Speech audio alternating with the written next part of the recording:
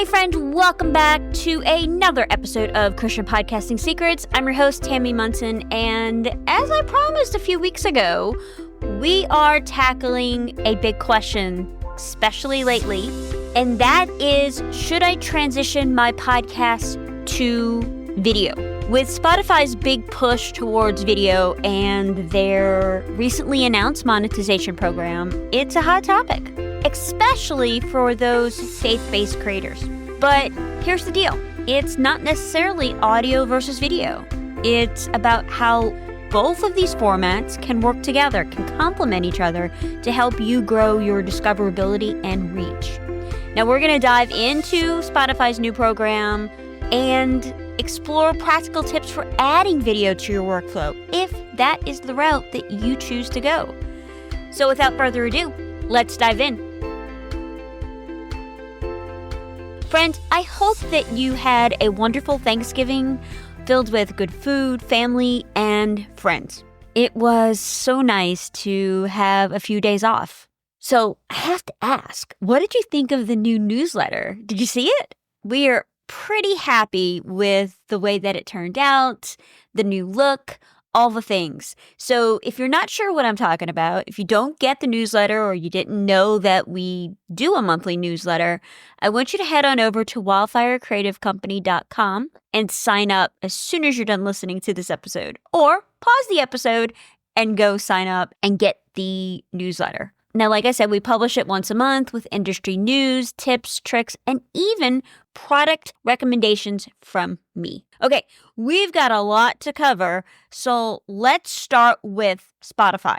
Now, last week, they held a massive event on the Spotify campus with top podcasters, influencers, creators to showcase their upcoming latest product, Spotify for Creators. Yes, they have branded their website hosting once again, but Spotify is all in on video, just like they were with podcasting a few years ago. If you're not familiar, they acquired a number of podcast agencies.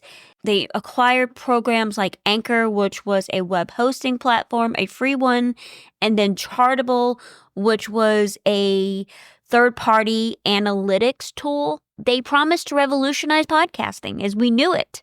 And they also started signing Spotify exclusive podcasters like Brené Brown and the Joe Rogan Experience.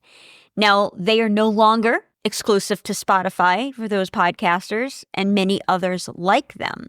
But they have been doing well over the last several quarters, posting increasing revenue numbers, and video on Spotify is doing really well.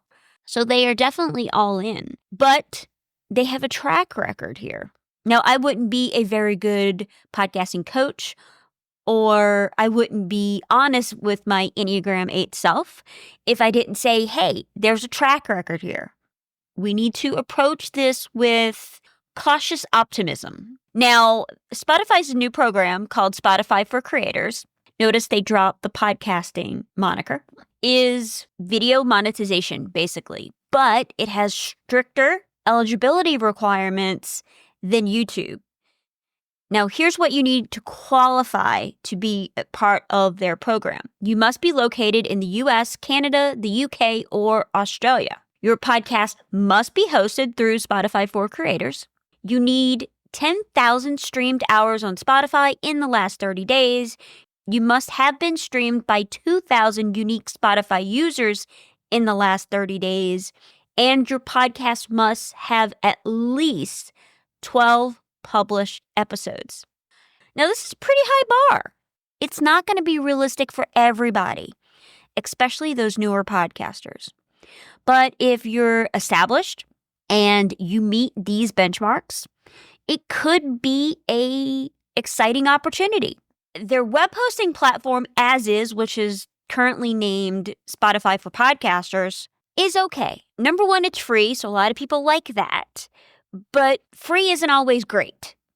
Their analytics aren't that great, and you have to utilize other methods in order to get good analytics on that. But we don't know a lot about the revenue share or the CPM as of yet. because Spotify hasn't released a lot of details on that. And so some of the podcasters and creators that attended the Spotify event that I talked to were very skeptical about the whole thing. But they were, like I said, cautiously optimistic about it. Now, why is Spotify doing this? Well, they want to cash in on the video piece. YouTube currently is the king of this. And quite honestly, they have a much more user-friendly discovery algorithm, and it has a long-standing dominance in the video space.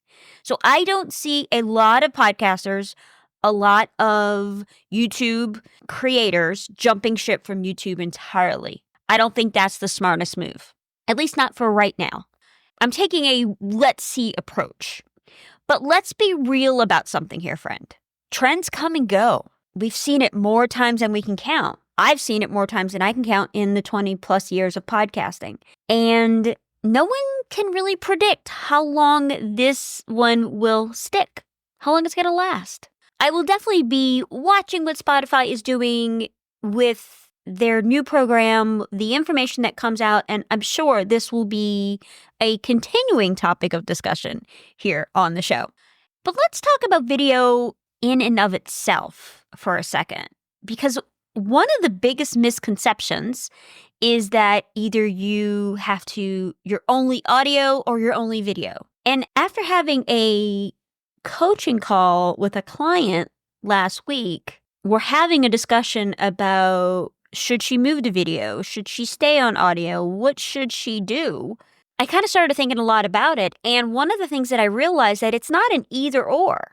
So the podcasting industry is very much audio focused. In fact, the top 50 podcasters, 30% of them are audio only. Like I said, it's still very audio focused, whether that is through Apple Podcasts, through Spotify, other podcast directories, or even YouTube, where they're only listening to the audio. But the important thing to remember about video is this, that it is a critical tool for discoverability. So according to the Podcast Landscape Report from Sounds Profitable, 48% of podcast listeners found their favorite podcast on YouTube. Now, y'all, that's almost half. So video can act as a gateway to your podcast, bringing in new listeners who might otherwise never find out about your show. So think of it this way. Audio, like we've discussed a couple weeks ago when we talk about what audio does to our brains, is where the real connection happens. They hear your voice, they connect with your message. Video, on the other hand, can also create connection, of course. They see your face. But the main thing is that is where they find you. And the two formats can work together to grow your reach, to grow your audience, and deepen your impact. Now, when we look at audio versus video, and we're thinking about our audiences, you will have two very different audiences for video versus audio. So one of my clients recently started adding video podcasts to her show. She's been doing this for 5+ years on the audio only side, and she began to add video earlier this year. What we've discovered after 6+ months of having the video podcast and having the audio podcast is that there were two distinct audiences. They were finding her in different ways. And yes, a lot of it, they were finding her through YouTube. But the audiences were very different, and the way that they reacted to things were very different. Let's say you are ready to dip your toes into video. The one thing we're seeing is a lot of people are getting very overwhelmed very fast, and they're pod fading at record numbers. Now, for those of you that are not familiar with that term, pod fading is they start a podcast, they're doing great, and all of a sudden they go to every 2 weeks, and then they go maybe every 3 weeks, and before you know it, they're just gone. They have pod faded out into the sunset. Now, I don't want that to be you. So if you're thinking about adding video in 2025, here's some practical tips on how to do it without overwhelming yourself. As always, start simple. Don't feel like you need to go out and buy the super fancy camera or to create your studio setup right away. A basic good webcam, some natural lighting, and your favorite microphone will do the trick. Start small. Just hit record while you are recording those audio episodes. So what I recommend is to record video is use Riverside or Zencastr or one of those types of programs. Don't use Zoom. I love Zoom. It's great for meetings. It's great for brainstorming, but it is not great for your podcast. Okay, there, I've said it. Okay.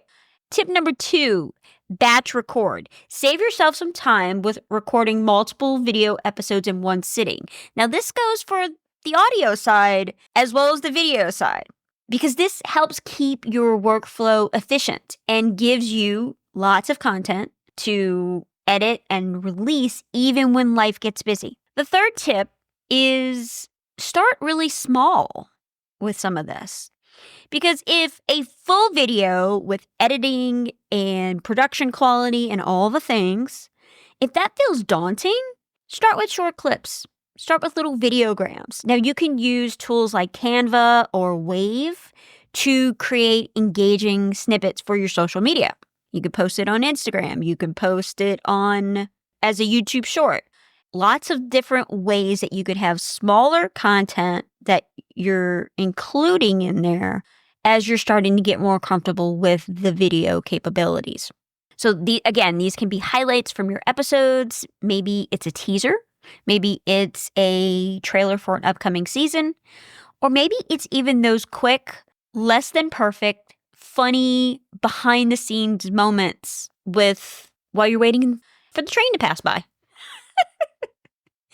You never know, especially when you're recording in your home. There's always something, right? The other thing that you can do is focus on creating video content that stays relevant, like tutorials, testimonials, faith-based encouragement. That way, your video library becomes a long-term resource for your audience.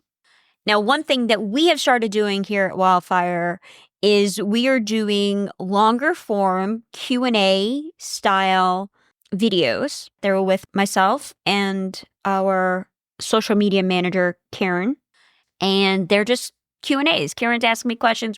We're having conversations, and it's a longer form video. But what we do is we chop it up into little bitty pieces, and we utilize that. But then we also put the longer form video up on YouTube. So it's something to think about. It's ways to start getting comfortable with being on video.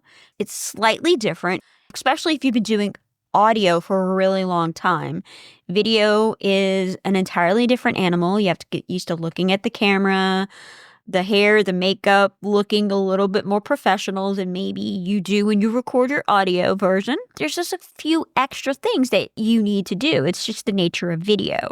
But it is one of those things, like I said, it's going to increase discoverability. It's going to increase the reach with your audience, and lots of other people are going to be able to find you because of that. Now, one of the questions I get a lot is, why should I consider video? Well, so as a podcaster, whether it's audio or video, your focus should always be on what aligns your goals, what God wants you to do, and what serves your audience best. That is where the real magic happens. Friend, that is the secret sauce. Because if creating video content doesn't fit your vision or your workflow, I don't want you to force it. Because trying to keep up with every single trend that's out there is only going to lead to burnout, and I don't want that for you. Instead, double down on what is working for you, your audience, and your message, whether that is audio only or you begin to dip your toes into video when the time is right. So there you go, friends. That is my thoughts on audio and video and all the things. I'm sure we will be doing more episodes on video production heading into the new year. But I hope this episode gave you some clarity about the whole audio versus video debate and what Spotify is doing. Because remember this, it's not about doing it all. It's about doing what works for you. Again, thank you, friends, so much for listening. Until next time, I want you to keep your eyes on Jesus, keep sharing his word, and Merry Christmas, y'all.